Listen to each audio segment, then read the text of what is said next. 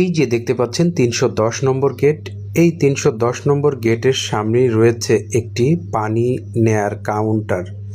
এখানে ফজরের নামাজের পর এবং আসরের নামাজের পর খুলে দেওয়া হয়। বাকি সময়গুলোতে কিন্তু এখানে বন্ধ পাবেন।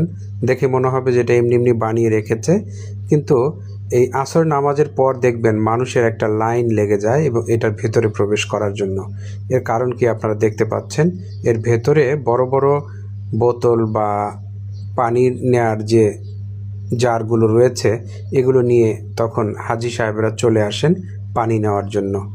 মক্কাতে তো অনেকেই পর্যাপ্ত পরিমাণের জমজমের পানি খেতে পারেন, কিন্তু মদিনাতে জমজমের পানি কোথায় পাওয়া যায়, এটা হাজি সাহেবদের ভেতরে একটা প্রশ্ন। আপনারা চাইলে এখান থেকে বোতল ভরে নিয়ে আপনারা রুমের মধ্যে সংরক্ষণ করে রাখতে পারেন।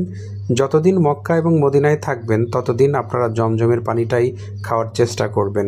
এখানে পর্যাপ্ত পরিমাণে বড় বড় বোতল আপনি ভরতে পারবেন।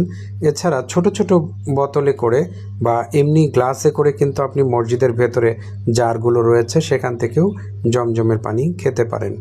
তো যারা জমজমের পানি সবসময় খাওয়ার জন্য মানসিক প্রস্তুতি নিয়ে যাবেন, তারা মদিনাতে গেলে একটা বড় বোতল অথবা যে কোনো কিছু নিয়ে যাবেন। আসরের পরে সেটা ভরে নিয়ে আপনারা রুমে রেখে দিয়ে আপনারা খেতে পারেন পর্যাপ্ত পরিমাণে জমজমের পানি।